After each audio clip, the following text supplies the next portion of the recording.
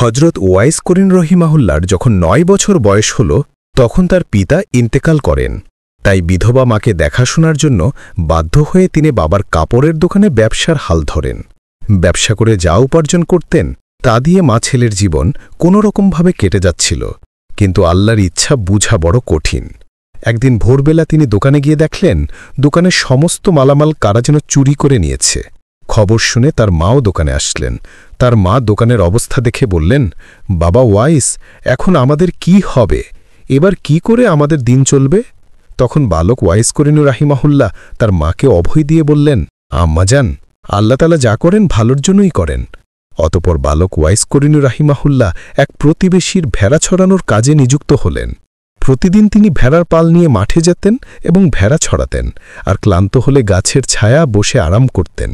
একদিন বালক ওয়াইস করিন রাহিমাহুল্লাহ ভেড়ার পাল মাঠের মধ্যে ছেড়ে দিয়ে কাছের একটি জঙ্গলে প্রবেশ করলেন। গভীর জঙ্গলের ভেতর দিয়ে তিনি হাঁটছিলেন। যেতে যেতে হঠাৎ দেখতে পেলেন একজন দরবেশ সেখানে ধ্যানে মগ্ন আছেন। তিনি দরবেশের কাছে গিয়ে দাঁড়ালেন। হঠাৎ দরবেশের ধ্যান ভেঙে গেল। তখন দরবেশ বালক ওয়াইস করিন রাহিমাহুল্লাহকে জিজ্ঞেস করলেন, বাবা, তুমি কে? আমার কাছে কি চাও? বালক ওয়াইস করিন রাহিমাহুল্লাহ নিজের পরিচয় এবং অবস্থার কথা বর্ণনা দিলেন। তার অবস্থা শুনে দরবেশের দয়া হল, তাই তাকে নিজের কাছে বসিয়ে অনেক সময় ধরে আলোচনা করলেন এবং বললেন, তুমি সময় পেলে আমার এখানে এসো, কিন্তু সাবধান, কাউকে সাথে নিয়ে আসবে না, আর আমার কথা কারো কাছে বলবে না। তারপর থেকে বালক ওয়াইস করিন রাহিমাহুল্লাহ ভেড়াগুলো মাঠে ছেড়ে দিয়ে প্রতিদিন সেই দরবেশের আস্তানায় যেতেন। দরবেশ তাকে যা উপদেশ দিতেন তিনি তা মনোযোগ দিয়ে শুনতেন। তিনি সেখানে যতক্ষণ থাকতেন ততক্ষণ তার দুনিয়ার কোনো কথাই মনে থাকত না। দরবেশ যখন বলতেন, বাবা যাও, এখন তুমি তোমার মালিকের ভেড়ার পাল দেখাশোনা করো, তখন তার ভেড়ার কথা মনে পড়ত এবং সেখান থেকে চলে আসতেন। একদিন দিনের বেলা ভেড়ার পাল নিয়ে বাড়িতে ফিরলেন। তখন মালিক দেখতে পেল যে অনেকগুলো ভেড়া হারিয়ে গিয়েছে। মালিক তাকে জিজ্ঞেস করলেন, হে ওয়াইস, আমার ভেড়াগুলো কমল কেন? তুমি রাখালের দায়িত্ব থাকা অবস্থায় ভেড়াগুলো কোথায় হারিয়ে গেল? তখন ওয়াইস করিন রাহিমাহুল্লাহ মালিককে কোনো উত্তর দিতে পারলেন না। ফলে মালিক রেগে গিয়ে তাকে কাজ থেকে বহিষ্কার করে দিলেন। অতঃপর তিনি চাকরি হারিয়ে আবার সেই দরবেশের কাছে চলে গেলেন। সারা দিন দরবেশের কথা শুনতেন, আর বিকালবেলা জঙ্গল থেকে কিছু ফলমূল নিয়ে মায়ের কাছে আসতেন। অতঃপর ওয়াইস করিন রাহমাহুল্লাহ তরুণ যুবকে পরিণত হলেন। তখন তিনি নিজের বাড়িটা বিক্রি করে মাকে নিয়ে দূর জঙ্গলে চলে গেলেন। সেখানে একটা ছোট্ট ঘর বানিয়ে দুজনে নির্জনে বসবাস করতে শুরু করলেন। বাড়ি বিক্রির টাকা দিয়ে তিনি একটি দুধের উট কিনলেন। ফলে উটের দুধ আর জঙ্গলের ফলমূল খেয়েই তাদের দুজনের দিন কোনোরকম কেটে যেতে লাগল। তারপর থেকে তিনি আর কখনো লোকালয়ে বের হতেন না। সেখানে তিনি আবাদত বন্দেগী করতেন আর অন্ধ মায়ের খেদমত করতেন। তিনি যদিও আল্লাহ ও রাসূলের যুগের মুসলিম ছিলেন, কিন্তু অন্ধ মাকে দেখে কখনো রাসূলের সাথে দেখা করতে যেতে পারেননি। এদিকে একদিন সাহাবীদের সাথে কথা বলার সময় নবী করিম সাল্লাল্লাহু আলাইহি ওয়াসাল্লাম বললেন, আমার উম্মতের মধ্যে এমন একজন লোক আছেন যার সুপারিশে আল্লাহ তাআলা বনি মুজার এবং বনি রাবিয়াদের যত বকরি রয়েছে এবং বকরিগুলোর গায়ে যত পশম রয়েছে ঠিক ততগুলো গুনাহগার উম্মতকে ক্ষমা করে আল্লাহ সুবহানাহু ওয়া তাআলা জান্নাত দান করবেন। তখন সাহাবায়ে কেরাম জিজ্ঞেস করলেন, হে আল্লাহর রাসূল, কে সে ভাগ্যবান উম্মত? রাসূল সাল্লাল্লাহু আলাইহি ওয়াসাল্লাম বললেন, তার নাম হচ্ছে ওয়াইস করণী। ইয়ামেন প্রদেশ করণী নামক গ্রামের বাসিন্দা আমি। তখন সাহাবায়ে কেরাম বললেন, কিন্তু কই, আমরা তো এই নামের কাউকে কোনোদিন আপনার কাছে আসতে দেখিনি, আপনি কি তাকে চেনেন? নবী করিম সাল্লাল্লাহু আলাইহি ওয়াসাল্লাম বললেন, আমি তাকে অবশ্যই চিনি, কিন্তু আজ পর্যন্ত তার সাথে আমার সরাসরি দেখা সাক্ষাৎ হয়নি। এসব শুনে সাহাবায়ে কেরাম তাজ্জুব হয়ে গেলেন। তারা তার পরিচয় জানার জন্য এবং তাকে খুঁজে বের করার জন্য অস্থির হয়ে গেলেন। কিন্তু নবী করিম সাল্লাল্লাহু আলাইহি ওয়াসাল্লাম যতদিন জীবিত ছিলেন ততদিন কেউ তার পরিচয় জানতে পারেননি এবং তার সাথে দেখাও করতে পারেননি। একদিন কয়েকজন সওদাগর খাবারের জিনিসপত্র বোঝাই করা নৌকা নিয়ে সাগর পাড়ি দিয়ে মিশর থেকে মদিনায় যাচ্ছিল। ওই নৌকায় ছিঁড়া কাপড় পরা একজন পাগল ছিল। যাত্রীদের মধ্যে কেউ তাকে চিনত না। অতঃপর নৌকা যখন সাগরের মাঝখানে গেল তখন আসমান মেঘাচ্ছন্ন হয়ে গেল। দেখতে দেখতে প্রচণ্ড ঝড় শুরু হয়ে গেল। ফলে প্রচণ্ড ঝড়ের কারণে নৌকা ডুবে যাওয়ার মতো অবস্থা হয়ে যায়। যাত্রীদের সবাই আতঙ্কিত হয়ে আল্লাহ তাআলাকে ডাকতে লাগল। এমন সময় হঠাৎ পাগলটা নৌকা থেকে পানিতে নেমে গেল। সমস্ত যাত্রীরা অবাক হয়ে গেল, কারণ পাগলটা দিব্য পানির উপর দাঁড়িয়ে ছিল। তারপর পাগলটি পানির উপর নামাজ পড়া শুরু করল। নামাজ শেষ হলে সে যাত্রীদের দিকে তাকালো। এ দৃশ্য দেখে যাত্রীরা বুঝে গেল নিশ্চয়ই তিনি আল্লাহওয়ালা বুজুর্গ মানুষ। সবাই তখন চিৎকার করে বলল, হুজুর, আমাদের জন্য আপনি দোয়া করুন।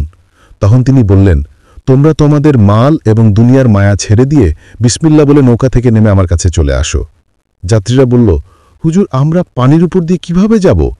তখন তিনি রেগে গেলেন এবং বললেন, তোমরা দেরি করো না, তাড়াতাড়ি নৌকা থেকে নেমে আসো। তখন যাত্রীরা মনে মনে ভাবলেন যে এমনিতেও তো মরতে হবে, পানিতে নামলেও তো মরতেই হবে, তার চেয়ে ভালো তার কথা দেখি কি হয়। এই ভেবে তারা সবাই নৌকা থেকে পানিতে নেমে পড়ল।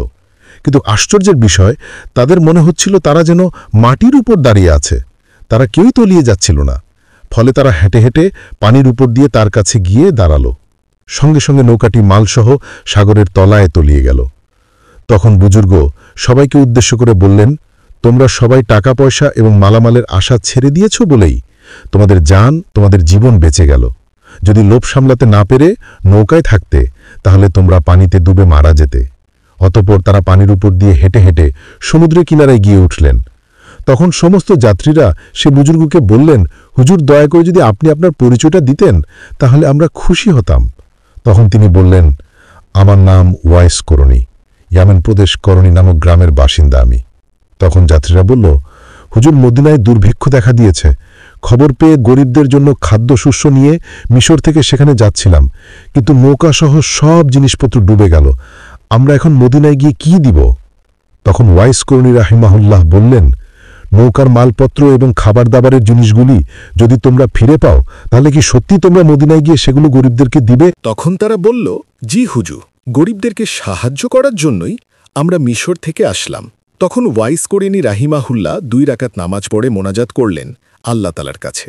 কি যেন বললেন, অতপর তাদেরকে বললেন, ওই যে দেখো তোমাদের নৌকা খাদ্যশস্য সহ সমুদ্রের তীরে ভেসে রয়েছে, তোমরা যাও, নৌকা নিয়ে জলদি মদিনায় চলে যাও।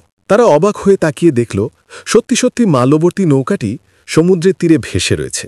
অতপর তারা ওয়াইস করণীর দিকে ফিরে তাকালো, কিন্তু সেই বুজুর্গ ওয়াইস করণী রাহিমাহুল্লাহ আর সেখানে ছিলেন না।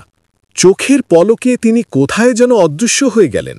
অতপর হজরত ওমর রাদিয়াল্লাহু তাআলা আনহুর খেলাফতকালে দ্বিতীয় খলিফা হজরত ওমর রাদিয়াল্লাহু তাআলা আনহু এবং হজরত আলী রাদিয়াল্লাহু তাআলা আনহু কুফার একটি মসজিদে উপস্থিত হয়ে মুসল্লিদেরকে উদ্দেশ্য করে বললেন, হে কুফা নগরীর অধিবাসীরা, আপনাদের মধ্যে কি কেউ ওয়াইস করণীকে চিনেন?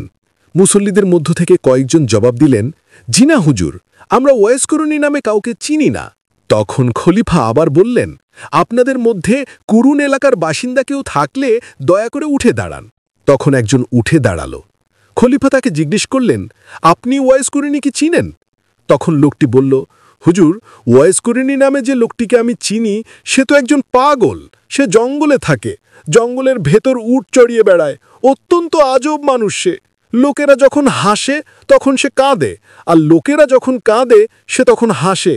এই কথা শুনে হজরত ওমর ফারুক রাদিয়াল্লাহু তাআলা আনহু এবং হজরত আলী রাদিয়াল্লাহু তাআলা আনহু লোকটাকে সঙ্গে নিয়ে তাকে তালাশ করার জন্য বের হলেন।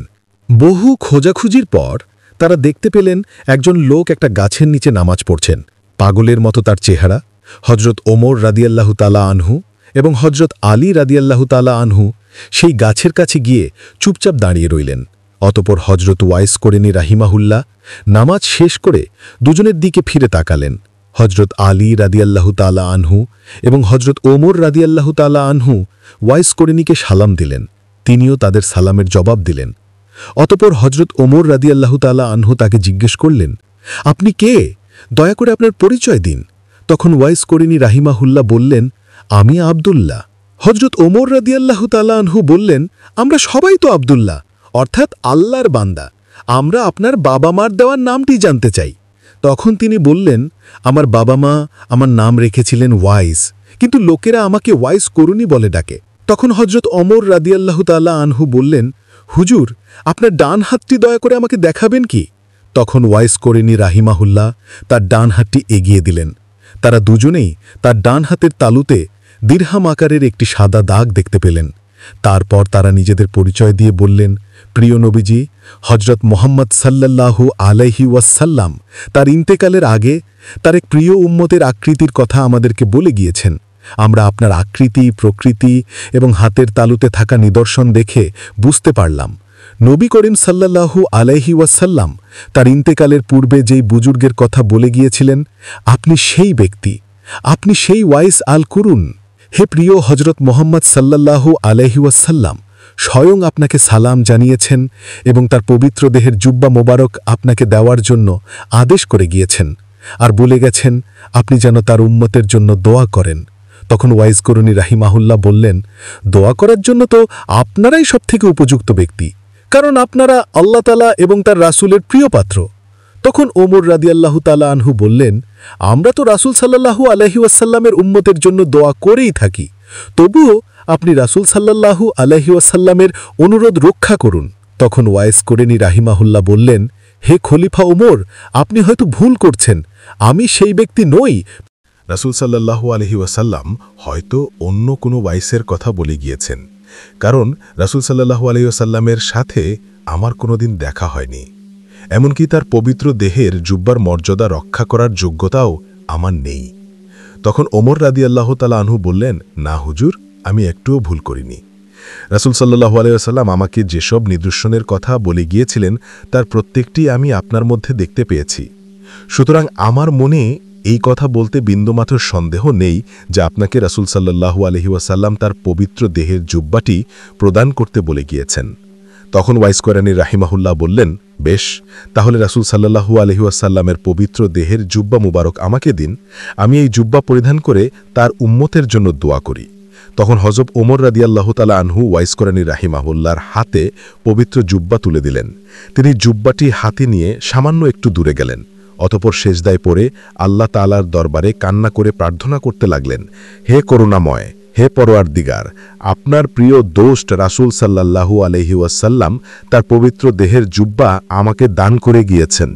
যতক্ষণ পর্যন্ত না আপনি রাসূল সাল্লাল্লাহু আলাইহি ওয়াসাল্লামের সমস্ত উম্মতের গুনাহ মাফ করবেন, ততক্ষণ পর্যন্ত এই জুব্বা আমি গায়ে পরব না, কারণ তিনি তার উম্মতকে আমার জিম্মায় রেখে দুনিয়া থেকে বিদায় নিয়েছেন।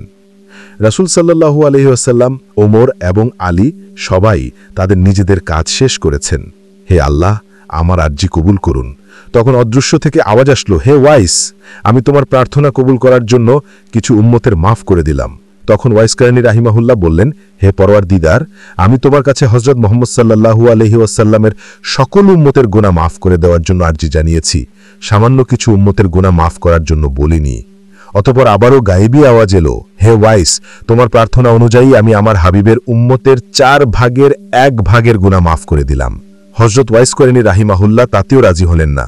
তিনি সেজদা থেকে মাথা না উঠিয়ে আবারও আর্য করলেন, হে রাব্বুল আলামিন, তুমি রাসূল সাল্লাল্লাহু আলাইহি ওয়াসাল্লামের সমস্ত উম্মতের গুনাহ মাফ না করলে আমি রাসূল সাল্লাল্লাহু আলাইহি ওয়াসাল্লামের পবিত্র জুব্বা কিছুতেই গায়ে পরব না এবং সেজদা থেকে মাথা উঠাব না। ফলে আবারও অদৃশ্য থেকে আওয়াজ এলো, ওয়াইস, তুমি সেজদা থেকে মাথা উঠাও এবং আমার হাবিব মুহাম্মদ সাল্লাল্লাহু আলাইহি ওয়াসাল্লামের পবিত্র জুব্বা পরিধান করো। আমি শুধু তোমার প্রার্থনার খাতিরে রাসূল সাল্লাল্লাহু আলাইহি ওয়াসাল্লামের পাপী উম্মতের অর্ধেকের মাফ করে দিলাম। হযরত ওয়াইস কোরআনী রাহিমাহুল্লাহ এবং রাহমানুর রাহিমের মধ্যে যখন এমন কথা চলছিল, তখন আমিরুল মুমিনিন হযরত ওমর রাদিয়াল্লাহু তাআলা আনহু এবং হযরত আলী রাদিয়াল্লাহু তাআলা আনহু তার কাছে গিয়ে হাজির হলেন। তাদের দুজনের উপস্থিতিতে হযরত ওয়াইস কোরআনী রাহিমাহুল্লাহর ধ্যান ভেঙে গেল। আশেক এবং মাশুকের গোপন সূত্র ছিন্ন হওয়ায় তিনি সেজদা থেকে মাথা উঠিয়ে অত্যন্ত দুঃখের সাথে বললেন, কেন আপনারা এই সময় আমার সামনে এলেন? আপনারা যদি আর কিছুক্ষণ সময় অপেক্ষা করতেন তাহলে আমি হুজুর সাল্লাল্লাহু আলাইহি ওয়াসাল্লামের সমস্ত উম্মতকে মাফ না করা পর্যন্ত সেজদা থেকে মাথা উঠাতাম না। আপনারা আমার সামনে এসে সবকিছু নষ্ট করে দিলেন। তারপর রাহিমাহুল্লাহ রাসূল সাল্লাল্লাহু আলাইহি ওয়াসাল্লামের পবিত্র জুব্বা পরিধান করলেন। অতঃপর আবারও আল্লাহ তাআলার দরবারে প্রার্থনা জানালেন, হে পরওয়ারদিগার, হে পরম দয়াময় আল্লাহ, তুমি তোমার পেয়ারা হাবিবের এই পবিত্র জুব্বার বরকতে বনি রাবিয়া এবং বনি মোজার গোত্রের মেষপালের পশমের সমান সংখ্যক উম্মতে মুহাম্মদের গুনাহ মাফ করে দাও। মোনাজাতের পর তিনি হযরত ওমর রাদিয়াল্লাহু তাআলা আনহু এবং হযরত আলী রাদিয়াল্লাহু তাআলা আনহুর দিকে তাকিয়ে বললেন, মেহেরবানি করে মহান আল্লাহ তাআলা বনি রাবিয়া এবং বনি মুজার গোত্রের মেষপালের সমস্ত মেষের পশমের সমান সংখ্যক উম্মতে মুহাম্মদের গুনাহ মাফ করে দিতে রাজি হয়েছেন। অতঃপর হযরত আলী রাদিয়াল্লাহু তাআলা আনহু ওয়াইস করনী রাহিমাহুল্লাহকে বললেন, হুজুর, আপনি রাসূল সাল্লাল্লাহু আলাইহি ওয়াসাল্লামের সাথে কখনো দেখা করলেন না কেন, অথচ তার প্রতি আপনার এত মহব্বত? তখন ওয়াইস করনী রাহিমাহুল্লাহ প্রশ্নের জবাবে বললেন, আপনারা কি নবী করিম সাল্লাল্লাহু আলাইহি ওয়াসাল্লামকে নিজের চোখে কোনোদিন দেখেছেন? তখন হযরত আলী রাদিয়াল্লাহু তাআলা আনহু বললেন, আমরা তো সব সময় নবী করিম সাল্লাল্লাহু আলাইহি ওয়াসাল্লামের সাথে ওঠা বসা করতাম, সুতরাং তাকে অবশ্যই দেখেছি। তখন ওয়াইস করনী রাহিমাহুল্লাহ বললেন, আচ্ছা বলুন তো, তার চোখের ভ্রুটি সম্পূর্ণ জোড়া ছিল নাকি আলাদা ছিল? তখন তারা দুজনেই তার প্রশ্নের সঠিক জবাব দিতে পারলেন না। তিনি বললেন, তার দুটি চোখের ভ্রু ছিল আলাদা, তার জোড়া ছিল না। আর যেহেতু তার ওঠা বসা করতেন, তাহলে এত অল্প দিনেই আপনারা তাকে ভুলে গেলেন কেন? তারা বললেন, আমরা তো কোনোদিন হুজুর সাল্লাল্লাহু আলাইহি ওয়াসাল্লামের চেহারার দিকে তাকিয়ে কথাই বলিনি, তাই আমরা এই বিষয়ে লক্ষ্য করিনি। তখন ওমর রাদিয়াল্লাহু তাআলা আনহু ওয়াইস করনী রাহমাহুল্লাহকে তার নিজের জন্য দোয়া করতে অনুরোধ করলেন। তখন ওয়াইস করনী রাহমাহুল্লাহ বললেন, আমি প্রতি ওয়াক্ত নামাজের পরেই এই বলে দোয়া করে থাকি, হে পরম করুণাময় আল্লাহ, সমস্ত মুমিন এবং মুমিনাদের গুনাহ তুমি মাফ করে দাও। আপনি যদি খাঁটি ঈমান নিয়ে কবরে যেতে পারেন, তাহলে আমার এই দোয়াই যথেষ্ট। এই দোয়াই আপনাকে খুঁজে বের করবে। তখন ওমর রাদিয়াল্লাহু তাআলা আনহু ওয়াইস করনী রাহিমাহুল্লাহর কাছে আরও কিছু নসিহত শুনতে চাইলেন। তখন ওয়াইস করনী রাহিমাহুল্লাহ বললেন, আপনি কি সর্বশক্তিমান আল্লাহ তাআলাকে চিনেন? যদি তাকে ছাড়া অন্য আর কাউকে না চিনেন, তাহলে আল্লাহ তাআলাকে জানাই আপনার জন্য সবচেয়ে ভালো। অতঃপর তিনি ওমর রাদিয়াল্লাহু তাআলা আনহুকে জিজ্ঞেস করলেন, হে ওমর, আল্লাহ কি আপনার সম্বন্ধে জানেন? তখন ওমর রাদিয়াল্লাহু তাআলা আনহু বললেন, তিনি হলেন আলিমুল গায়েব, নিশ্চয় তিনি আমার সম্বন্ধে সব কিছু জানেন। তখন ওয়াইস করনী রাহিমাহুল্লাহ বললেন, তিনি ছাড়া আর কেউ যদি আপনাকে না জানে, না চেনে, তাহলে সেটাই আপনার জন্য ভালো। অতঃপর হযরত ওমর রাদিয়াল্লাহু তাআলা আনহু ওয়াইস করনী রাহিমাহুল্লাহকে কিছু না জানানা দিতে চাইলেন। জবাবে ওয়াইস করনী রাহিমাহুল্লাহ নিজের পকেট থেকে 2টি দিরহাম বের করে বললেন, উট ছড়িয়ে এই দিরহাম দুটো পেয়েছিলাম। আপনি কি আমাকে এই নিশ্চয়তা দিতে পারবেন যে এগুলো খরচ না করা পর্যন্ত আমি এই দুনিয়াতে বেঁচে থাকব? যদি পারেন তাহলে না জানানা দিন। আমি নিজে কিন্তু বিশ্বাস করতে পারছি না যে এই দিরহাম দুটো খরচ করার সুযোগ আমি পাব। হয়তো তার আগেই আমাকে দুনিয়া ছেড়ে চলে যেতে হবে। অতঃপর কিছুক্ষণ চুপ করে থাকার পর হযরত ওয়াইস করনী রাহিমাহুল্লাহ তাদেরকে বললেন, আপনারা দুজন অনেক কষ্ট করে আমার সাথে দেখা করতে এসেছেন। দেখা তো হয়ে গেল, এখন আপনারা ফিরে যান। কিয়ামত খুবই নিকটে, সেদিন আবার আপনাদের সাথে আমার দেখা হবে। অতঃপর হযরত ওয়াইস করনী রাহিমাহুল্লাহ তাদের দিক থেকে মুখ ফিরিয়ে নিলেন এবং আল্লাহ তাআলার ইবাদতে মগ্ন হয়ে গেলেন। হযরত ওমর রাদিয়াল্লাহু তাআলা আনহু এবং হযরত আলী রাদিয়াল্লাহু তাআলা আনহু তখন বুঝতে পারলেন যে তার সাথে আর কথা বলার সুযোগ হবে না, সুতরাং তারা সেখান থেকে চলে এলেন। অতঃপর দীর্ঘদিন অতিবাহিত হবার পর হযরত ওয়াইস করনী রাহিমাহুল্লাহ নবী করিম সাল্লাল্লাহু আলাইহি ওয়াসাল্লামের পবিত্র রওজা মোবারক জিয়ারত করার জন্য মদিনা শরীফে আসলেন। মদিনায় সাহাবায়ে কেরাম ওয়াইস করনী রাহিমাহুল্লাহকে জিজ্ঞেস করলেন, আপনি মুহাম্মদ সাল্লাল্লাহু আলাইহি ওয়াসাল্লামের পবিত্র রওজা জিয়ারত করতে এসেছেন, কিন্তু তিনি বেঁচে থাকতে একবারও তো আপনি তার সাথে দেখা করতে আসেননি, এর কারণ কি? জবাবে হযরত ওয়াইস করনী রাহিমাহুল্লাহ বললেন, আমার বৃদ্ধা, অচল এবং অন্ধ মাকে ফেলে ইচ্ছে থাকা সত্ত্বেও আমি আসতে পারিনি। তখন সাহাবায়ে কেরাম বললেন, আমাদের সবারই তো পিতামাতা ছিলেন, কিন্তু আমরা তো আমাদের পিতামাতার চেয়ে নবী করিম সাল্লাল্লাহু আলাইহি ওয়াসাল্লামকে মন প্রাণ দিয়া বেশি ভালোবাসতাম। তখন ওয়াইস করনী রাহিমাহুল্লাহ বললেন, আপনারা তো সব সময় রাসূল সাল্লাল্লাহু আলাইহি ওয়াসাল্লামের দরবারে ছিলেন, তাকে কাছ থেকে প্রতিদিনই দেখেছেন, তাকে মন উজাড় করে ভালোবাসতেন। আচ্ছা বলুন তো দেখি, তার চেহারা মুবারক কেমন ছিল? তখন সাহাবায়ে কেরাম রাসূল সাল্লাল্লাহু আলাইহি ওয়াসাল্লামের চেহারার কিছু বর্ণনা দিতে শুরু করলেন। তখন ওয়াইস করনী রাহিমাহুল্লাহ বললেন, আপনারা যা বললেন সে তো তার বাহিরের আকৃতির কথা, কিন্তু তার বাতিনি আকৃতির কথা তো কিছুই বললেন না। সাহাবায়ে কেরাম তখন জবাব দিতে না পেরে বললেন, হুজুর, তাহলে আপনি বলুন। তখন ওয়াইস করনী রাহিমাহুল্লাহ এমনভাবে রাসূল সাল্লাল্লাহু আলাইহি ওয়াসাল্লামের আকৃতির বর্ণনা দিলেন যে সাহাবায়ে কেরাম কেউই তার কথা অস্বীকার করার কোনো সুযোগ পেলেন না। তার বর্ণনা শুনে নতুন করে তারা নবীজিকে দেখতে পেলেন। তখন তারা সবাই কেঁদে ফেললেন। অতঃপর তিনি পবিত্র রওজা মোবারক জিয়ারাত করতে গেলেন। রাসূল সাল্লাল্লাহু আলাইহি ওয়াসাল্লামের মহব্বতে তিনি কেঁপে কেঁপে পবিত্র রওজা মোবারকের পাশে বেহুশ হয়ে পড়লেন। কিছুক্ষণ পর হুঁশ ফিরে এলে জিয়ারাত শেষ করে পাশের লোকেদেরকে বললেন, দয়া করে আপনারা আমাকে ধরুন এবং মদিনার সীমানার বাহিরে রেখে আসুন। এই জায়গার মাটিতে আল্লাহ রাসূল সাল্লাল্লাহু আলাইহি ওয়াসাল্লামের পবিত্র দেহ শায়িত হয়ে আছে। এখানে পা ফেলে আমি দাঁড়াতে পারছি না। বেয়াদবির ভয়ে আমার সারা দেহ থরথর করে কাঁপছে। প্রিয় বন্ধুগণ, রাসূল সাল্লাল্লাহু আলাইহি ওয়াসাল্লামকে কেমন শ্রদ্ধা করলে এমন হতে পারে একবার ভাবুন তো। বোস্তাম শহরের অধিবাসী এক অন্তস্তা মহিয়সী নারী, তিনি যখন সন্দেহজনক কোনো খাবার খেতেন তখন তিনি অনুভব করতেন তার সন্তানটি অনবরত কাঁদছে। যতক্ষণ এই খাবার পেটে থাকত ততক্ষণ পর্যন্ত এই কাঁপুনি চলত। শেষ পর্যন্ত তিনি মুখে আঙ্গুল দিয়ে বমি করে সেই খাবার বের করে দিতেন, আর তখন বাচ্চাটিও স্থির হয়ে যেত। আসলে মায়ের গর্ভে দেখেই এই শিশু বেলায়েত অর্জন করেছিলেন, যা আল্লাহ তাআলা থেকে পাওয়া অমূল্য সম্পদ। অতঃপর যথাসময়ে ওই নারী একটি ফুটফুটে শিশুর মা হলেন, আর পরবর্তীতে এই শিশুই হয়েছিলেন সর্বকালের অন্যতম শ্রেষ্ঠ একজন আল্লাহর ওলি হযরত বায়জিদ বোস্তামি রাহমাহুল্লাহ। শিশুকালে তিনি পিতাকে হারানোর পর তার মাতা তাকে দ্বীন শিক্ষার জন্য একটি মাদ্রাসায় ভর্তি করেন।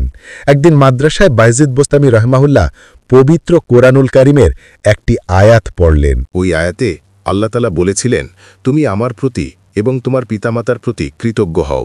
সূরা লুকমানের এই আয়াত পড়ে ওস্তাদের কাছ থেকে এই আয়াতের মর্ম জানলেন। অতঃপর মাদ্রাসা ছুটির আগেই ওস্তাদের অনুমতি নিয়ে বাড়িতে চলে গেলেন।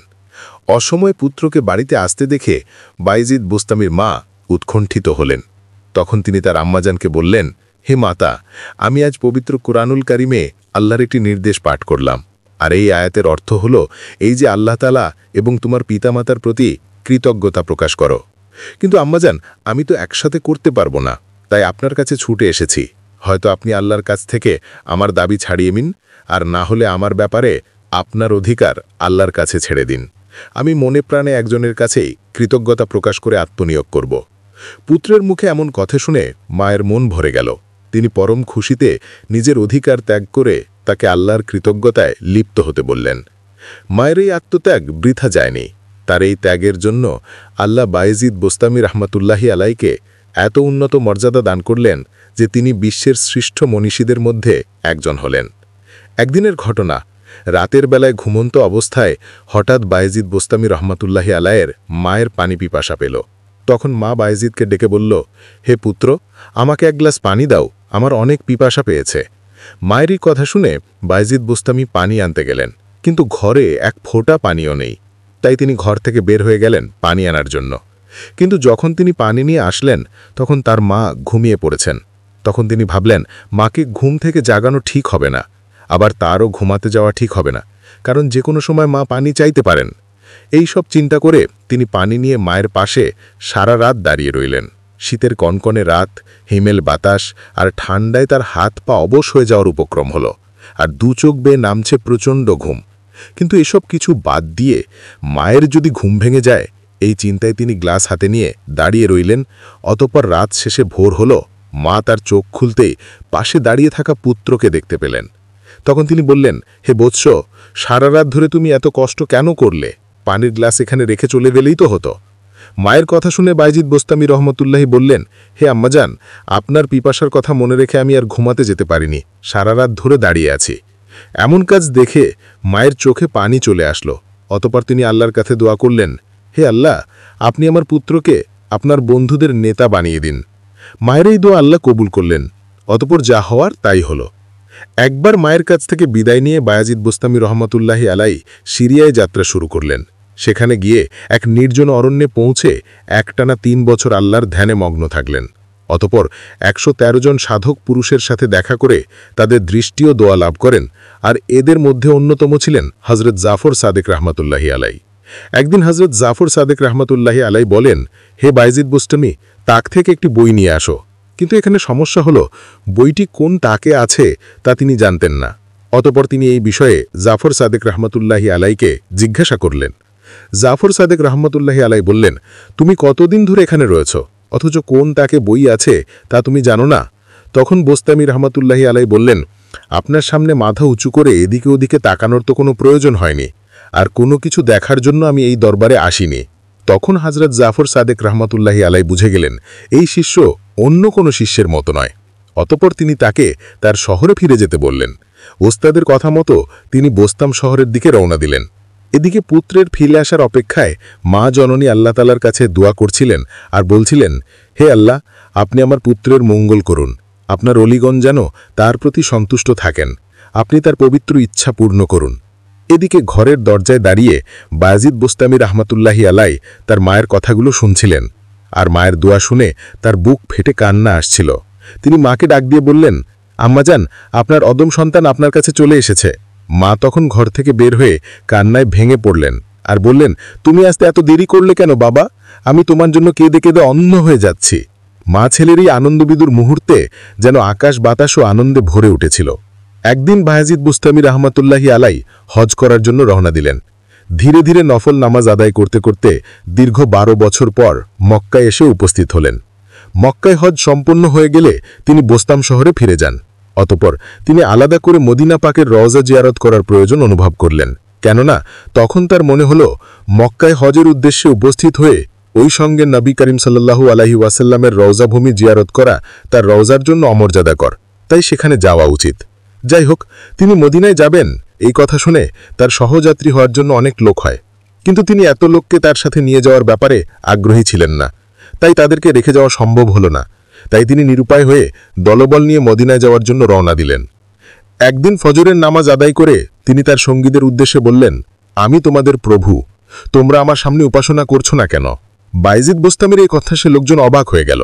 তারা তখন ভাবল নিশ্চিত তার মাথা খারাপ হয়ে গেছে, তাই তারা নিজ থেকেই তার কাছ থেকে চলে গেল।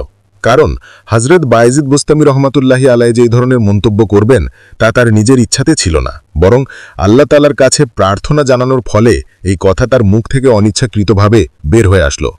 অতঃপর তিনি যখন মদিনায় হিজরত করে বোস্তাম শহরে ফিরলেন, তখন আবার একই অবস্থা হলো।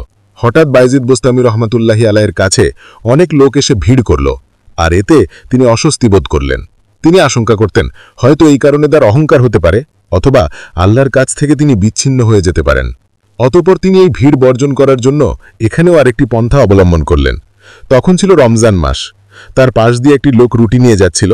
সেই ব্যক্তির কাছ থেকে একটি রুটি নিয়ে তিনি সবার সামনে খেতে শুরু করলেন, আর তা দেখে সবার ধারণা হলো সত্যিই তার মস্তিষ্ক বিকৃত হয়েছে। সুতরাং সবাই আস্তে আস্তে তার কাছ থেকে চলে গেল। এখানে একটা কথা আমাদের জানা প্রয়োজন, রমজান মাসে রুটি খাওয়ার কাজকে শরীয়ত বিরোধী মনে হলেও অন্যদিকে কিছু কিছু শর্ত সাপেক্ষে এর অনুমোদন পাওয়া যায়, কারণ এই সময় তিনি মুসাফির ছিলেন, আর মুসাফিরদের জন্য রমজান মাসে রোজা ভঙ্গ করার স্পষ্ট বিধান রয়েছে। একবার বায়জিদ বোস্তামি রহমতুল্লাহ আলাই হজ পালন করে সমস্ত জিনিস একটি উটের উপরে দিয়ে দিলেন। তখন ওনার সাথীদের মধ্যে থেকে এক ব্যক্তি বললেন, উটের বোঝা অনেক ভারী হয়ে গেছে, আপনি বরং আপনার জিনিসপত্রই উটের পিঠে রেখে দিন, আর বাকিগুলো আমরা নিয়ে যাচ্ছি। তখন হযরত বায়জিদ বোস্তামি রহমতুল্লাহ আলাই বললেন, আপনি একটু ভালো করে উটের দিকে তাকিয়ে দেখুন তো। লোকটি তখন তাকিয়ে দেখে অনেকটা অবাক হল। তার কারণ হল সমস্ত জিনিস উটের পিঠ থেকে অন্তত 1 হাত উপরে শূন্য ঝুলছিল। তখন হযরত বায়জিদ বোস্তামি রহমতুল্লাহ আলাই বললেন, আমি যদি আমার অবস্থা তোমাদের কাছে গোপন রাখি তাহলে তোমরা আমাকে দোষী করো, আর যদি প্রকাশ করি তাহলে তোমরা তা দেখতে পাও না। আমি আসলে কোন পথে যাব বুঝতে পারি না। সত্যি হযরত বায়জিদ বোস্তামি রহমতুল্লাহ আলাইয়ের সাধনা বড়ই কঠিন ছিল। একদা তিনি ধ্যানমগ্ন অবস্থা ছিলেন। তখন বায়জিদ বোস্তামি রহমতুল্লাহ আলাইয়ের মুখ থেকে বেরিয়ে আসলো, আমার পবিত্রতা আমার শ্রেষ্ঠতম গৌরব। ধ্যান শেষ হলে শিষ্যটা তাকে সেই কথা বলল, আর এই কথা শুনে তিনি চমকে গেলেন। অতঃপর বায়জিদ বোস্তামি রহমতুল্লাহ আলাই তার শিষ্যদেরকে বললেন, এই কথাগুলি যদি আমার মুখ থেকে আর একবারও বের হয় তাহলে তোমরা টুকরো টুকরো করে আমাকে কেটে ফেলবে, আর এতে কোনো মায়া দেখাবে না। আল্লাহ তাআলার ইচ্ছা আবারও তিনি ধ্যানে বসে একই কথা বলতে লাগলেন। তার শিষ্যরা যখন তাকে হত্যা করতে তার কাছে আসলো, তখন দেখা গেল সমস্ত ঘর জুড়ে বায়জিদ বোস্তামি রহমতুল্লাহ আলাইয়ের বিশাল আকৃতি, আর এই বিশাল মূর্তির সাথে ছোট ছোট অনেক বাজিদ বোস্তামি রহমতুল্লাহ আলাই মূর্তি। শিষ্যরা তখন এই মূর্তির ওপরেই ছুরি দিয়ে আঘাত করতে লাগল, কিন্তু তার কোনো কিছুই হল না। কিছুক্ষণ পর একটু একটু করে তিনি আবার স্বাভাবিক অবস্থায় ফিরে আসলেন। অতপর শিশুরা তাকে সমস্ত ঘটনা খুলে বলল। তখন তিনি বললেন, এর মধ্যে আমার কোনো হাত নেই, এখানে যা কিছু ঘটেছে মহান আল্লাহ তাআলার নির্দেশে ঘটেছে। আরেকদিনের ঘটনা, বায়েজিদ বোস্তামি রহমতুল্লাহের কাছে ছিল একটি আপেল। তিনি সে আপেলের দিকে তাকিয়ে বললেন, এটা লতিফ। আসলে লতিফ অর্থ আল্লাহর একটা নাম, যার অর্থ হল পবিত্র ও সকদর্শী। তখন গায়েব হতে আওয়াজ আসল, হে বায়েজিদ, আমার নামটি তুমি আপেলের মধ্যে প্রয়োগ করলে, তোমার কি কোনো লজ্জা নেই? বায়েজিদ বোস্তামের এই অপরাধের জন্য মহান আল্লাহ তাআলার নাম তার অন্তর থেকে ভুলিয়ে দেওয়া হল। 40 দিন পর্যন্ত আল্লাহর শাস্তি তার উপর আরোপিত ছিল।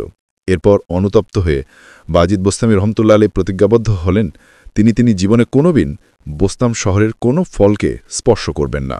একদা হযরত বায়েজিদ বোস্তামির কাছে মনে হল, এই কালের মধ্যে তিনি একজন শ্রেষ্ঠ ওলি, আর সাথে সাথে এটাও মনে হল এটা তার অহংকার। যাই হোক, অস্বস্তি নিয়ে বায়েজিদ বোস্তামি রহমতুল্লাহ আলাইহি খোরাসানের উদ্দেশ্যে রওনা দিলেন। অতপর তিনি একটি জায়গায় গিয়ে আল্লাহর কাছে বললেন, হে আল্লাহ, যতক্ষণ আমার এই দ্বন্দ্ব দূর হবে ততক্ষণ পর্যন্ত আমি এখান থেকে যাব না। অতপর 3 দিন 3 রাত এখানে কেটে গেল। চতুর্থ দিনে তিনি দেখতে পেলেন একজন উষ্ট্রারোহী তার দিকে আসছে।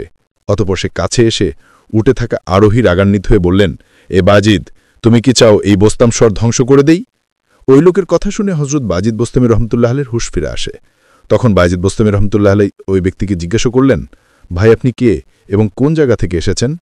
তখন ওই ব্যক্তিটি বলল, তুমি যখন আল্লাহর কাছে শপথ করছিলে তখন আমি এই জায়গা থেকে 3000 মাইল দূরে ছিলাম, আর সেখান থেকেই আমি এসেছি। তোমাকে আমি সাবধান করে গেলাম, তোমার মনকে তুমি নিয়ন্ত্রণে রেখো। এই কথা বলে সেই উষ্ট্রারোহী অদৃশ্য হয়ে গেলেন। হযরত আবু তরব রহমতুল্লাহ আলাইহির একজন শিষ্য সাধনা বলে মারিফতের বিষয়ে উচ্চস্থানের অধিকারী হন। সেই সময় হযরত আবু তরব রহমতুল্লাহ আলাইহি বলেন, হযরত বায়েজিদ বোস্তামি রহমতুল্লাহ আলাইহির সহচর্য লাভ করা তোমার জন্য অনেক ভালো হতো।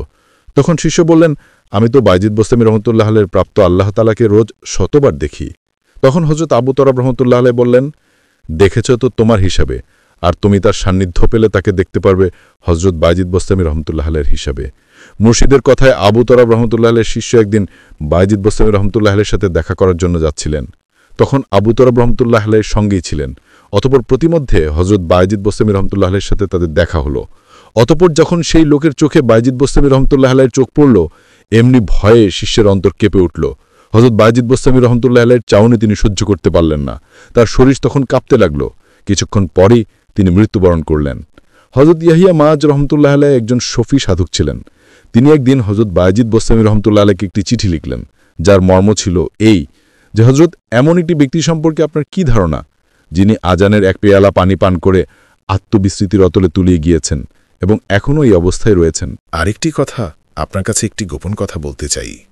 যখন আমি আর আপনি জান্নাতে দুবা গাছে ছায়াতলে বিশ্রাম নেব, তখন সেটি আপনার কাছে প্রকাশ করব। অতপর একজন ব্যক্তি পত্রটি হযরত বায়েজিদ বোস্তামি রহমতুল্লাহ আলাইহির কাছে নিয়ে গেলেন এবং তার কাছে পৌঁছে দিলেন, আর তার সাথে একটি রুটি দিলেন এবং অনুরোধ করলেন এই রুটিটি খাওয়ার জন্য, কেননা সেই রুটির খামির তৈরি হয়েছে পবিত্র জমজমের পানি ধারা। হযরত বায়েজিদ বোস্তামি রহমতুল্লাহ আলাইহি পত্রটির উত্তরে লেখলেন, এখানে এমন একজন ব্যক্তি আছেন যিনি আজলের দরিয়াসমূহের সমস্ত পানি পান করে চিৎকার করছেন। কি যে বলবো ভাই, দুবা গাছের ছায়ায় আপনার সাথে বসার জন্য জান্নাতের কি দরকার? যেখানে আল্লাহর স্মরণে থাকেন সেখানেই তো জান্নাত, আর সেখানেই দুয়া গাছ। হযরত বায়েজিদ বোস্তামি রহমতুল্লাহ আলাইহি হযরত ইয়াহিয়া মুআজ রহমতুল্লাহ আলাইহির সপ্ত প্রশ্নটির উত্তর দিয়েছিলেন এবং প্রশ্ন শেষে লেখলেন, আমি আপনার পাঠানো রুটি খেতে পারলাম না, কেননা জমজমের পানিধারা রুটির খামির তৈরি হলেও আটা কোন জায়গার তা লিখেননি। চিঠির উত্তর পেয়ে হযরত ইয়াহিয়া মুআজ রহমতুল্লাহ আলাইহি হযরত বায়েজিদ বোস্তামি রহমতুল্লাহ আলাইহির সাথে দেখা করার জন্য বেরিয়ে পড়লেন। অতপর যখন তিনি বায়েজিদ বোস্তামি রহমতুল্লাহ আলাইহির বাড়িতে পৌঁছে গেলেন, তখন রাতের প্রথম প্রহর অতিবাহিত হয়ে গিয়েছে। এত রাতে তার সাথে দেখা না করে সারা রাত তিনি বাহিরে কাটিয়ে দিলেন। অতপর জানতে পারলেন হযরত বায়েজিদ বোস্তামি রহমতুল্লাহ আলাইহি কবরস্থানে আছেন। অতপর তিনি সেখানে গেলেন এবং দেখলেন হযরত বায়েজিদ বোস্তামি রহমতুল্লাহ আলাইহি ধ্যানমগ্ন অবস্থায় দাঁড়িয়ে আছেন। সেই সন্ধ্যা থেকেই রাত শেষ হয়ে যখন প্রবালী আকাশ আলোকিত হল, তখন নীরবতা ভঙ্গ করে তিনি আল্লাহর কাছে প্রার্থনা করতে লাগলেন, হে আল্লাহ, আমি আপনার কাছে আপনার সাহায্য এবং অনুগ্রহ ছাড়া কিছুই চাই না। হজরত ইয়াহিয়া মুআজ রহমতুল্লাহ আলাইহি মনে করলেন তার ধ্যান ভঙ্গ হয়েছে, তাই তিনি সামনে গিয়ে হজরত বাইজিদ বুস্তামি রহমতুল্লাহ আলাইকে সালাম দিলেন এবং রাতের থাকা অবস্থা সম্পর্কে জানতে চাইলেন। সেই সময় বাইজিদ বুস্তামি রহমতুল্লাহ আলাইহি বললেন, আল্লাহ তাআলা আজ রাতে আমাকে 20টি মাকাম চিনিয়ে দিলেন। কিন্তু আমি বললাম, হে আল্লাহ, আমার এসবের কোনো প্রয়োজন নেই, কেননা সেগুলো শুধু পর্দা বা আবরণ বিশেষ। হজরত ইয়াহিয়া মুআজ রহমতুল্লাহ আলাইহি তখন বললেন, আল্লাহ যখন নিজে থেকে দিতে চাইলেন তখন আপনি মারিফতের প্রার্থনা কেন করলেন না? হজরত বাইজিদ বুস্তামি রহমতুল্লাহ আলাইহি বললেন, আমার মারিফতের কি প্রয়োজন? একমাত্র আল্লাহ ছাড়া আমার আর কোনো কিছুরই প্রয়োজন নেই। তখন হজরত ইয়াহিয়া মুআজ রহমতুল্লাহ আলাইহি হজরত বাইজিদ বুস্তামি রহমতুল্লাহ আলাইহির কাছে কিছু উপদেশ চাইলেন। তখন তিনি বললেন, যদি আল্লাহ পাক আপনাকে হজরত আদম আলাইহিস সালামের মতো দানশীলতা, হজরত জিব্রাইল আলাইহিস সালামের মতো পবিত্রতা, হজরত ইব্রাহিম আলাইহিস সালামের মতো বন্ধুত্ব, হজরত মুসা আলাইহিস সালামের মতো প্রেম আলোর, হজরত ঈসা আলাইহিস সালামের মতো বিশুদ্ধতা এবং শেষ নবী হজরত মুহাম্মদ সাল্লাল্লাহু আলাইহি সাল্লামের মতো ভালোবাসা দান করেন, তবু কথাগুলো বলতে বলতে হজরত ইয়াহিয়া মুআজ রহমতুল্লাহ আলাইহি হজরত বাইজিদ বুস্তামি রহমতুল্লাহ আলাইহির পায়ে পড়ে গেলেন। একদিন বাইজিদ বুস্তামি রহমতুল্লাহ আলাইহির জীবনে বড় একটি ঘটনা ঘটেছিল। হজরত জাফর সাদিক রহমতুল্লাহ আলাইহি একদিন বললেন, হে বাইজিদ বুস্তামি, তাক থেকে একটি বই নিয়ে আসো। কিন্তু এখানে সমস্যা হলো বইটি কোন তাকে আছে তা তিনি জানতেন না। অতঃপর তিনি এই বিষয়ে জাফর সাদিক রহমতুল্লাহ আলাইহিকে জিজ্ঞাসা করলেন। জাফর সাদিক রহমতুল্লাহ আলাইহি বললেন, তুমি কতদিন ধরে এখানে রয়েছ, অথচ কোন তাকে বই আছে তা তুমি জানো না? তখন বুস্তামি রহমতুল্লাহ আলাইহি বললেন, আপনার সামনে মাথা উঁচু করে এদিক ওদিকে তাকানোর তো কোনো প্রয়োজন হয়নি, আর কোনো কিছু দেখার জন্য আমি এই দরবারে আসিনি। তখন হজরত জাফর সাদিক রহমতুল্লাহ আলাইহি বুঝে গেলেন এই শিষ্য অন্য কোনো শিষ্যের মতো নয়। অতঃপর তিনি তাকে তার শহরে ফিরে যেতে বললেন।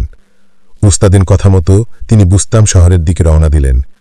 এদিকে পুত্রে ফিরে আসার অপেক্ষায় মা জননী আল্লাহ তাআলার কাছে দোয়া করছিলেন আর বলছিলেন, হে আল্লাহ, আপনি আমার পুত্রের মঙ্গল করুন, আপনার অলিগণ যেন তার প্রতি সন্তুষ্ট থাকেন, আপনি তার পবিত্র ইচ্ছা পূর্ণ করুন।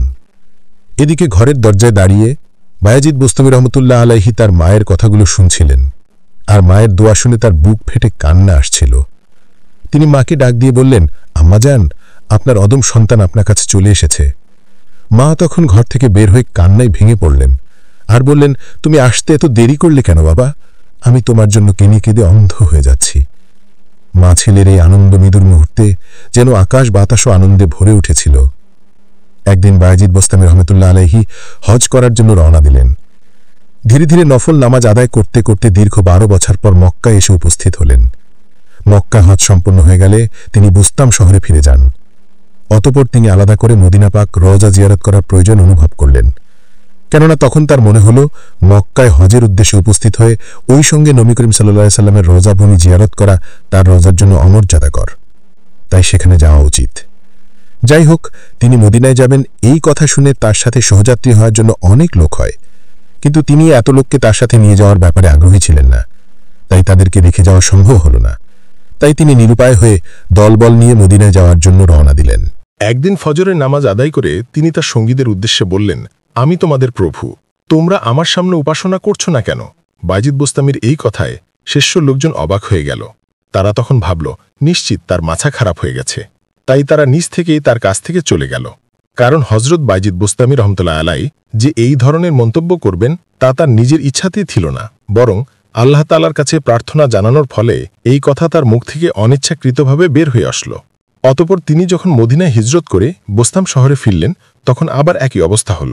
হঠাৎ বায়েজিদ বুস্তামি রহমতুল্লাহ আলাইহির কাছে অনেক লোক এসে ভিড় করল, আর এতে তিনি অস্বস্তি বোধ করলেন। তিনি আশঙ্কা করতেন হয়তো এই কারণে তার অহংকার হতে পারে, অথবা আল্লাহর কাছ থেকে তিনি বিচ্ছিন্ন হয়ে যেতে পারেন। অতঃপর তিনি এই ভিড় বর্জন করার জন্য এখানেও আরেকটি পন্থা অবলম্বন করলেন। তখন ছিল রমজান মাস। তার পাশ দিয়ে একটি লোক রুটি নিয়ে যাচ্ছিল। সেই ব্যক্তির কাছ থেকে একটি রুটি নিয়ে তিনি সবার সামনে খেতে শুরু করলেন, আর তা দেখে সবার ধারণা হলো সত্যি তার মস্তিষ্ক বিকৃত হয়েছে। সুতরাং সবাই আস্তে আস্তে তার কাছ থেকে চলে গেল। এখানে একটা কথা আমাদের জানা প্রয়োজন, রমজান মাসে রুটি খাওয়ার কাজকে শরীয়ত বিরোধী মনে হলেও অন্যদিকে কিছু কিছু শর্ত সাপেক্ষে এর অনুমোদন পাওয়া যায়।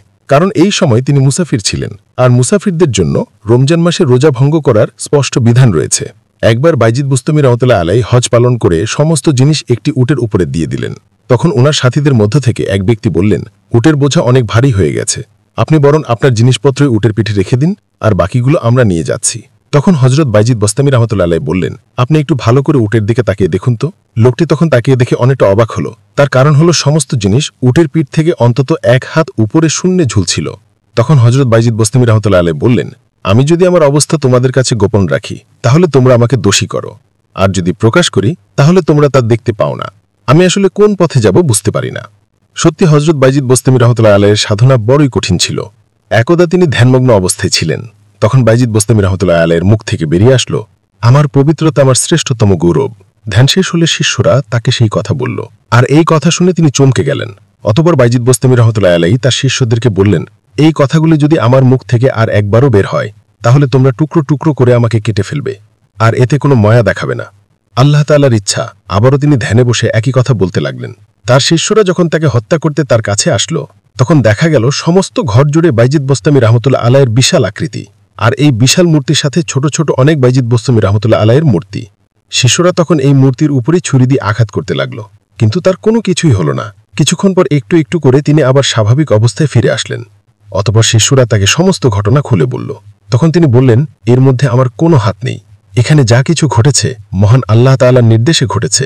আরেক দিনের ঘটনা, বাইজিদ বুস্তামি রহমতুল্লাহ আলাইয়ের কাছে ছিল একটি আপেল। তিনি সেই আপেলের দিকে তাকিয়ে বললেন, এটা লতিফ। আসলে লতিফ অর্থ আল্লাহর একটা নাম, যার অর্থ হলো পবিত্র ও সকদর্শী। তখন গায়েব হতে আওয়াজ আসলো, হে বাইজিদ, তোমার নামটি তুমি আপেলের মধ্যে প্রয়োগ করলে, তোমার কি কোনো লজ্জা নেই? বাইজিদ বুস্তামির এই অপরাধের জন্য মহান আল্লাহ তাআলার নাম তার অন্তর থেকে ভুলিয়ে দেওয়া হলো। 40 দিন পর্যন্ত আল্লাহর শাস্তি তার উপর আরোপিত ছিল। এরপর অনুতপ্ত হয়ে বাইজিদ বুস্তামি রহমতুল্লাহ আলাই প্রতিজ্ঞাবদ্ধ হলেন, তিনি জীবনে কোনোদিন বোস্তাম শহরের কোনো ফলকে স্পর্শ করবেন না। একদা হযরত বাইজিদ বুস্তামির কাছে মনে হলো এই কালের মধ্যে তিনি একজন শ্রেষ্ঠ ওলি, আর সাথে সাথে এটাও মনে হলো এটা তার অহংকার। যাই হোক, অস্বস্তি নিয়ে বাইজিদ বুস্তামি রহমতুল্লাহ আলাই খোরাসানের উদ্দেশ্যে রওনা দিলেন। অতঃপর তিনি একটি জায়গায় গিয়ে আল্লাহর কাছে বললেন, হে আল্লাহ, যতক্ষণ না আমার এই দ্বন্দ্ব দূর হবে ততক্ষণ পর্যন্ত আমি এখান থেকে যাব না। অতঃপর 3 দিন 3 রাত এখানে কেটে গেল। চতুর্থ দিনে তিনি দেখতে পেলেন একজন উষ্ট্রারোহী তার দিকে আসছে। অতঃপর সে কাছে এসে উঠে থাকা আরোহী রাগান্বিত হয়ে বললেন, হে বাইজিদ, তুমি কি চাও এই বোস্তাম শহর ধ্বংস করে দেই? ওই লোকের কথা শুনে হযরত বাইজিদ বুস্তামি রহমতুল্লাহ আলাইয়ের হুঁশ ফিরে আসে। তখন বাইজিদ বুস্তামি রহমতুল্লাহ আলাই ওই ব্যক্তিকে জিজ্ঞাসা করলেন, ভাই, আপনি কে এবং কোন জায়গা থেকে এসেছেন? তখন ওই ব্যক্তিটি বলল, তুমি যখন আল্লাহর কাছে শপথ করছিলে তখন আমি এই জায়গা থেকে 3000 মাইল দূরে ছিলাম, আর সেখান থেকে আমি এসেছি, তোমাকে আমি সাবধান করে গেলাম, তোমার মনকে তুমি নিয়ন্ত্রণে রেখো। এই কথা বলে সেই উষ্ট্রারোহী অদৃশ্য হয়ে গেলেন। হযরত আবু তরব রহমতুল্লাহ আলাইয়ের একজন শিষ্য সাধনা বলে মারিফতের বিষয়ে উচ্চ স্থানের অধিকারী হন। সেই সময় হযরত আবু তরব রহমতুল্লাহ আলাই বলেন, হযরত বাইজিদ বুস্তামি রহমতুল্লাহ আলাইয়ের সহচর্য লাভ করা তোমার জন্য অনেক ভালো হতো। তখন শিষ্য বললেন, আমি তো বাইজিদ বুস্তামি রহমতুল্লাহ আলাইয়ের প্রাপ্ত, আল্লাহ তাআলাকে রোজ শতবার দেখি। তখন হযরত আবু তরব রহমতুল্লাহ আলাই বললেন, তুমি দেখেছ তো তোমার হিসাবে, আর তুমি তার সান্নিধ্য পেলে তাকে দেখতে পারবে হযরত বাইজিদ বুস্তামি রহমতুল্লাহ আলাইয়ের হিসাবে। মুর্শিদের কাছে আবু তরব রহমতুল্লাহ আলাইয়ের শিষ্য একদিন বাইজিদ বুস্তামি রহমতুল্লাহ আলাইয়ের সাথে দেখা করার জন্য যাচ্ছিলেন। তখন আবু তরব রহমতুল্লাহ আলাইয়ের সঙ্গে ছিলেন। অতঃপর প্রতিমধ্যে হযরত বাইজিদ বুস্তামি রহমতুল্লাহ আলাইয়ের সাথে তাদের দেখা হলো।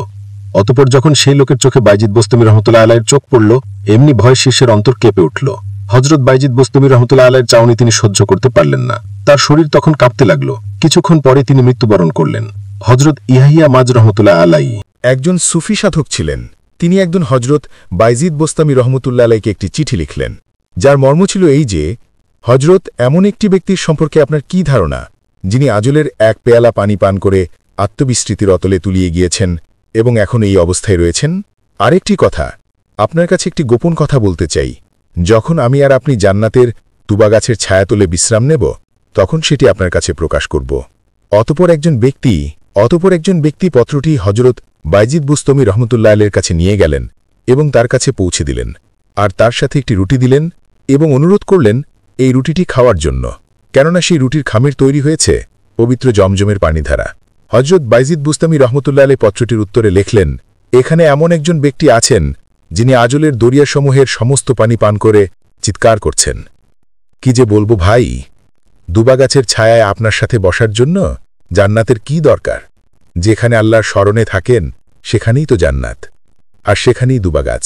হযরত বাইজিদ বুস্তামি রহমতুল্লাহ আলাই হযরত ইয়াহিয়া মাজ রহমতুল্লাহ আলাইয়ের সপ্ত প্রশ্নটির উত্তর দিয়েছিলেন এবং প্রশ্ন শেষে লিখলেন, আমি আপনার পাঠানো রুটি খেতে পারলাম না, কেননা জমজমের পানি দ্বারা রুটির খামির তৈরি হলেও আটা কোন জায়গার তা লিখেননি। চিঠির উত্তর পেয়ে হজরত ইয়াহিয়া মাজ রহমতুল্লাহ আলাই হজরত বাইজিদ বোস্তামি রহমতুল্লাহ আলাইয়ের সাথে দেখা করার জন্য বেরিয়ে পড়লেন। অতঃপর যখন তিনি বাইজিদ বোস্তামি রহমতুল্লাহ আলাইয়ের বাড়িতে পৌঁছে গেলেন, তখন রাতের প্রথম প্রহর অতিবাহিত হয়ে গিয়েছে। এত রাতে তার সাথে দেখা না করে সারা রাত তিনি বাহিরে কাটিয়ে দিলেন। অতঃপর জানতে পারলেন হজরত বাইজিদ বোস্তামি রহমতুল্লাহ আলাই কবরস্থানে আছেন। অতঃপর তিনি সেখানে গেলেন এবং দেখলেন হজরত বাইজিদ বোস্তামি রহমতুল্লাহ আলাই ধ্যানমগ্ন অবস্থায় দাঁড়িয়ে আছেন। সেই সন্ধ্যা থেকেই রাত শেষ হয়ে যখন প্রবালী আকাশ আলোকিত হল, তখন নীরবতা ভঙ্গ করে তিনি আল্লাহর কাছে প্রার্থনা করতে লাগলেন, হে আল্লাহ, আমি আপনার কাছে আপনার সাহায্য এবং অনুগ্রহ ছাড়া কিছুই চাই না। হজরত ইয়াহিয়া মাজ রহমতুল্লাহ আলাই মনে করলেন তার ধ্যান ভঙ্গ হয়েছে, তাই তিনি সামনে এগিয়ে হজরত বাইজিদ বুস্তামি রহমতুল্লাহ আলাইকে সালাম দিলেন এবং রাতের থাকা অবস্থা সম্পর্কে জানতে চাইলেন। সে সময় বাইজিদ বুস্তামি রহমতুল্লাহ আলাই বললেন, আল্লাহ তাআলা আজ রাতে আমাকে 20টি মাকাম চিনিয়ে দিলেন, কিন্তু আমি বললাম, হে আল্লাহ, আমার এসবের কোনো প্রয়োজন নেই, কেননা সেগুলো শুধু পর্দা বা আবরণ বিশেষ। হজরত ইয়াহিয়া মাজ রহমতুল্লাহ আলাই তখন বললেন, আল্লাহ যখন নিজে থেকে দিতে চাইলেন, তখন আপনি মারিফতের প্রার্থনা কেন করলেন না? হজরত বাইজিদ বোস্তামি রহমতুল্লাহ আলাই বললেন, আমার মারিফতের কি প্রয়োজন? একমাত্র আল্লাহ ছাড়া আমার আর কোনো কিছুরই প্রয়োজন নেই। তখন হজরত ইয়াহিয়া মাজ রহমতুল্লাহ আলাই হজরত বাইজিদ বোস্তামি রহমতুল্লাহ আলাইয়ের কাছে কিছু উপদেশ চাইলেন। তখন তিনি বললেন, যদি আল্লাহ পাক আপনাকে হজরত আদম আলাইহিসসালামের মতো দানশীলতা, হজরত জিব্রাইল আলাইহিসসালামের মতো পবিত্রতা, হজরত ইব্রাহিম আলাইহিসসালামের মতো বন্ধুত্ব, হজরত মুসা আলাইহিসসালামের মতো প্রেমালোক, হজরত ঈসা আলাইহিসসালামের মতো বিশুদ্ধতা এবং শেষ নবী হজরত মুহাম্মদ সাল্লাল্লাহু আলাইহি সাল্লামের মতো ভালোবাসা দান করেন, তবুও আপনি শুধু আল্লাহকে কামনা করবেন, অন্য কিছুর উপর মনোযোগ দেবেন না, কেননা সব কিছুই উদ্দেশ্য পূরণের অন্তরায় হয়ে দাঁড়ায়। একদিন একটি পথ দিয়ে হজরত বাইজিদ বোস্তামি রহমতুল্লাহ আলাই যাচ্ছিলেন, আর তার সঙ্গে ছিল শিষ্যদের একটি দল। হঠাৎ তাদের সামনে এসে পড়ল একটি কুকুর। হজরত বাইজিদ বোস্তামি রহমতুল্লাহ আলাই ও তার শিষ্যরা এক পাশে সরে গেলেন এবং কুকুরটিও চলে গেল। হজরত বাইজিদ বোস্তামি রহমতুল্লাহ আলাইকে শিষ্যরা বলল, মানুষ হল সৃষ্টির সেরা জীব, আর কুকুর হল নিকৃষ্ট। তা জানা সত্ত্বেও আপনি রাস্তা কেন ছেড়ে দিলেন? হজরত বাইজিদ বোস্তামি রহমতুল্লাহ আলাই তাদেরকে বললেন, সেই কুকুরটি আমাকে জিজ্ঞাসা করেছিল, হে বাইজিদ বোস্তামি, আজ আমাকে কুকুর আর আপনাকে শ্রেষ্ঠ ওলি হিসেবে কেন নির্দিষ্ট করা হলো? আমার কি অপরাধ ছিল আর আপনার কি পুণ্য ছিল যার ফলে এমনটা হলো? এই প্রশ্নটি করায় সৌজন্য প্রকাশে আমি পথ ছেড়ে দিয়েছি। আরেকদিন আরেকটি কুকুর হজরত বাইজিদ বোস্তামি রহমতুল্লাহ আলাইয়ের পাশ দিয়ে গিয়ে গেলে তিনি তার কাপড় সরিয়ে নিলেন। তখন সেই কুকুরটি বলল, হে আল্লাহর ওলি, আপনি আমার সাথে এরকমটা কেন করলেন? আমার শরীর শুকনো হলেও তো নাপাক হয় না, আর যদি ভেজা হয় তাহলে আমার ছোঁয়া লাগলে পানি দিয়ে ধুয়ে আপনি পাক হয়ে নিতে পারতেন, কিন্তু আপনি যা করলেন তা অহংকার ছাড়া কিছুই নয়, আর এই অহংকারের অপবিত্রতা 7 সমুদ্রের পানি দিয়ে ধুয়ে নিলেও তা কখনো পরিবর্তন হবে না। বাইজিদ বুস্তামি রহমতুল্লাহ আলাই বললেন, তা তুমি একদম ঠিক কথাই বলেছ।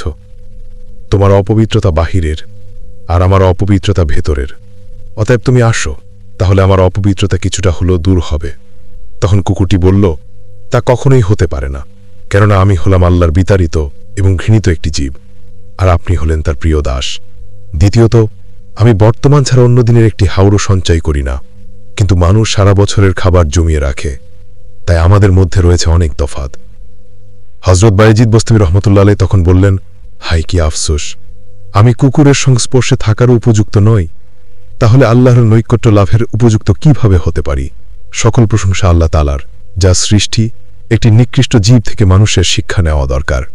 ওই সময়ের একজন বিখ্যাত সুফি হজরত সাকিব বলকি রহমতুল্লাহ আলাইয়ের এক মুরিদ হজে যাবেন। হজরত সাকিব বলকি রহমতুল্লাহ আলাই জানতেন বাইজিদ বোস্তামি মক্কা শরীফে অবস্থান করছেন, তাই তিনি মুরিদকে বললেন, তুমি হজে গিয়ে বাইজিদ বোস্তামির সাথে দেখা করবে। অতঃপর মুরিদ হজরত বাইজিদ বোস্তামি রহমতুল্লাহ আলাইয়ের সাথে দেখা করলেন। ফলে বাইজিদ বোস্তামি রহমতুল্লাহ আলাই তার ওস্তাদ সাকিব সম্পর্কে জিজ্ঞাসা করলেন। তখন মুরিদ বললেন, তার গুরু সৃষ্টির মুখাপেক্ষী নন, তিনি তাবাক্কুলকে শক্তভাবে ধরে রাখছেন। আকাশ যদি আমার মতো আর মাটি যদি লোহার মতো হয়, জমিন যদি ফসল না দেয়, আকাশ থেকে যদি বৃষ্টি না ঝরে, পৃথিবীর সকল প্রাণী যদি তার পরিবারভুক্ত হয়, তবুও তিনি তাবাক্কুল ছেড়ে দিবেন না। মুরিদের কথা শুনে হজরত বাইজিদ বোস্তামি রহমতুল্লাহ আলাই বললেন, এই যে একেবারে কুফরি ও শিরিকের কাজ, বাইজিদ যদি একটি কাকও হয়ে যায় তবুও সে যেন তার শহরে কখনো উড়ে না যায়। তিনি সাকিব বলকি রহমতুল্লাহ আলাইকে আরও বললেন, ক্ষুধার্ত হলে মানুষের কাছ থেকে খাদ্য গ্রহণ করে তুমি ক্ষুধা দূর করবে, এটা কোনো অন্যায় নয়। সেক্ষেত্রে তাওয়াক্কুলের কথা মুখে পর্যন্ত আনবে না। আর তার কারণ আমার ভয় হয় ওই অবস্থায় তুমি এমন পাপ করে বসবে যার ফলে তোমার শহর পর্যন্ত ধ্বংস হয়ে যেতে পারে। অতঃপর মুরিদ দেশে ফিরে গিয়ে তার মুসাফিরদেরকে সব কথা বলবেন।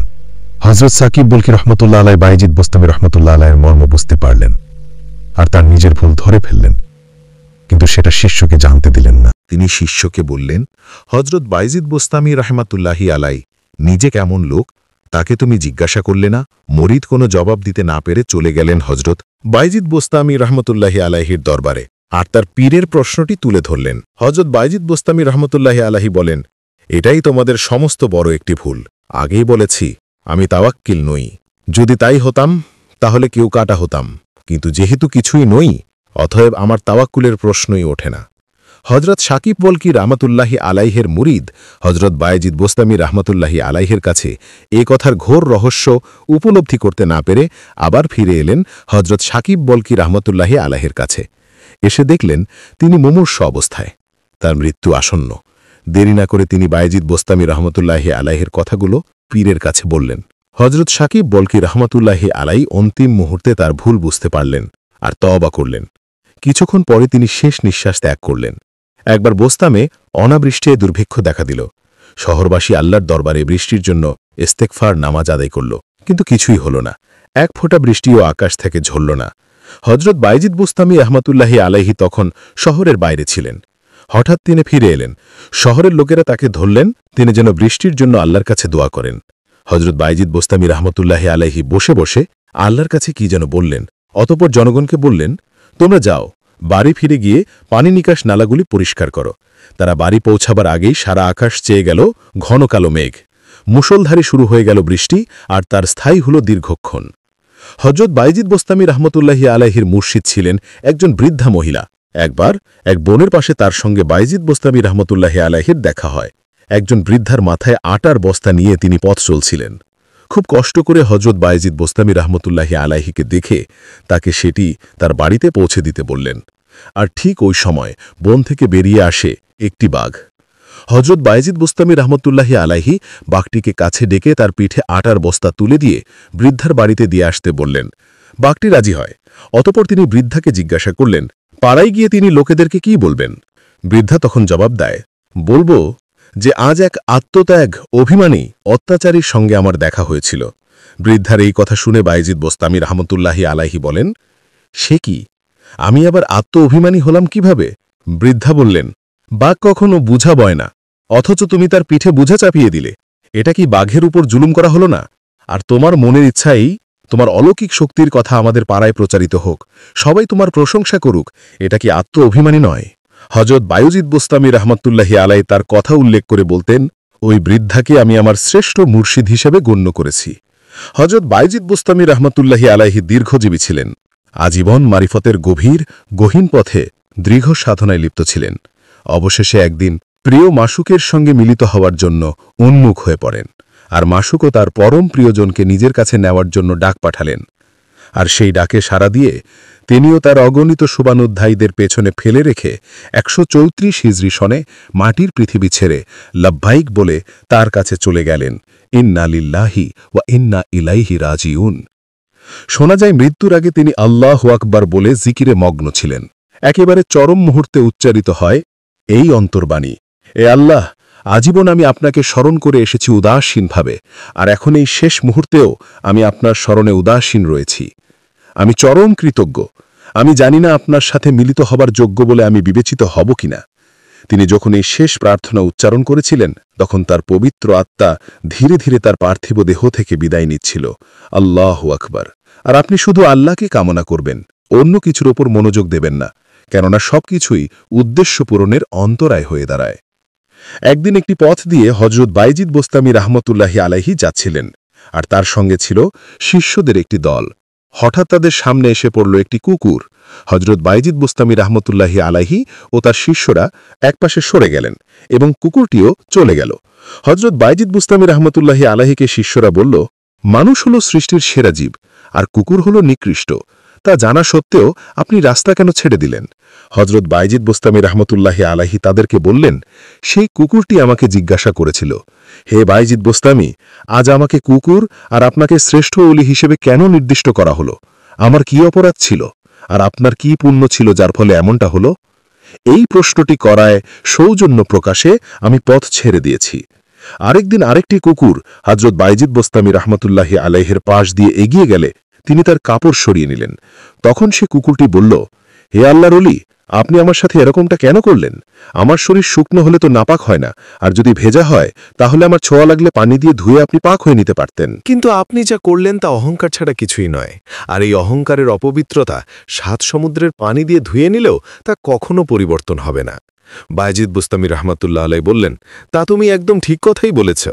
তোমার অপবিত্রতা বাহিরের, আর আমার অপবিত্রতা ভেতরের। অতএব তুমি আসো, তাহলে আমার অপবিত্রতা কিছুটা হলেও দূর হবে। তখন কুকুরটি বলল, তা কখনোই হতে পারে না, কেননা আমি হলাম আল্লাহর বিতাড়িত এবং ঘৃণিত একটি জীব, আর আপনি হলেন তার প্রিয় দাস।